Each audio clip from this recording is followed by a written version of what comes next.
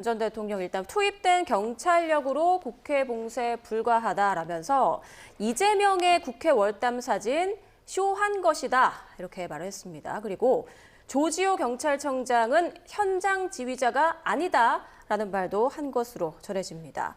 자, 이렇게 윤 전 대통령 오후 재판에서 모두 진술을 이어가고 있는데요. 잠시 뒤에는 이제 조성현 수도방위사령부 제1경비단장 그리고 김영기 특수전사령부 제1특전대대장의 증인 신문이 이어질 예정이죠. 자, 이들이 비상계엄과 관련해서 앞서 어떤 발언을 했는지 잠시 듣고 이야기 이어가겠습니다. 그러니까 정확하게 워딩이 본청 안으로 들어가라. 국회의원을 끌어내라. 이렇게 했단 말입니까? 그렇습니다. 내부로 들어가서 의원들을 끌어내라. 담을 넘어가라. 그다음 국회 본청으로 진입하고 국회의원을 끌어내라는 임무를 받았습니다. 근데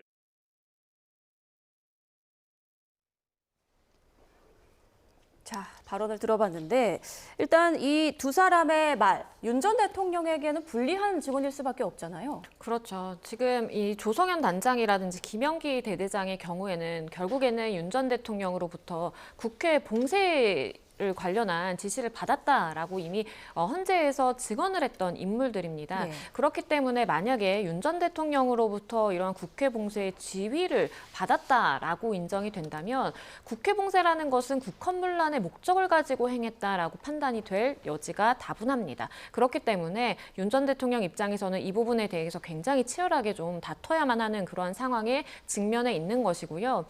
이 두 사람의 증인이 오늘 출석을 해서 헌재에서 이야기한 것과 180도 다른 이야기를 할 가능성이 있을까라고 보면 그럴 가능성은 낮아 보입니다. 이미 너무 확신을 가지고 윤 전 대통령으로부터 그러한 지시를 받았다. 국회의원들을 끌어내라라는 지시를 받았다라는 이야기를 이제 한 상황이기 때문에 이러한 증언을 그대로 이어갈 가능성이 높겠고 그렇다면 윤 전 대통령 입장에서는 본인의 입에서 직접 지시를 받은 것이냐 아니면 본인 아래로 내려가서 이제 국방부 장관이라든지 아니면 다른 이제 군 인력으로부터 받은 것이냐라면서 본인과의 연관성을 좀 차단하기 위한 그러한 취지의 질문을 계속해서 던질 가능성이 좀 높아 보입니다. 네, 지금 계속해서 이제 들려오는 속보들이 결국은 이제 윤 전 대통령이 12.3 비상계엄 당시에 국회를 마비시키려거나 혹은 봉쇄하려는 그런 의도가 없었다. 그리고 의원들을 체포하려는 그런 의도가 없었다라는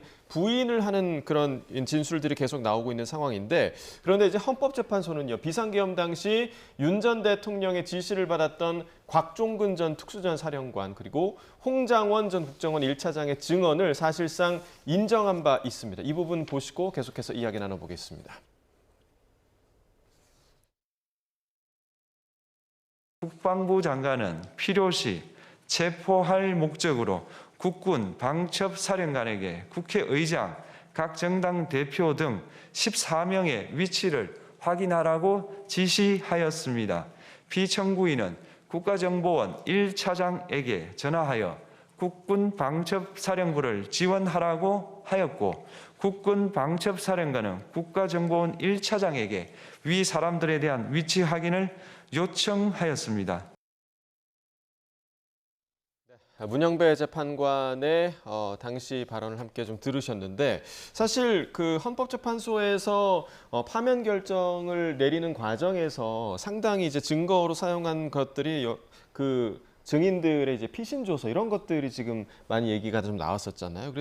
그런데 이제 방금 얘기해 주신 것처럼 형사 재판은 증거 능력을 더 엄격하게 따진다 이렇게 얘기를 해주셨는데 이 증거 능력과 관련해서 뭔가 형사 재판에서 변수가 될 가능성에 대해서는 좀 어떻게 보십니까? 일단 시간이 굉장히 오래 걸릴 가능성이 매우 높은 상황입니다. 결국 윤석열 전 대통령 측에서 헌법재판소에서는 증거로 사용이 가능했던 그런 증언이라던가 아니면은 수사기관에 작성한 조서들 이런 부분들에 대해서 부동의할 것으로 지금 예측이 가능하거든요. 예. 혐의를 전면 부인하고 있는 상황이기 때문에 부동의한다면은 그러면 해당 증언을 한 사람들을 다시 형사 재판에 불러서 증인으로 신청을 받아서 또 증언을 들어봐야 됩니다.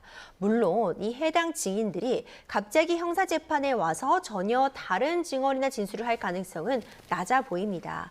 그렇기 때문에 다시 일관된 입장을 견지한다고 해도 형사재판 과정에서는 보다 엄격한 증명력을 요구하기 때문에 이런 절차들 다시 거침으로써 재판 자체에 걸리는 시간이 길어질 가능성은 충분히 존재할 것 같고요.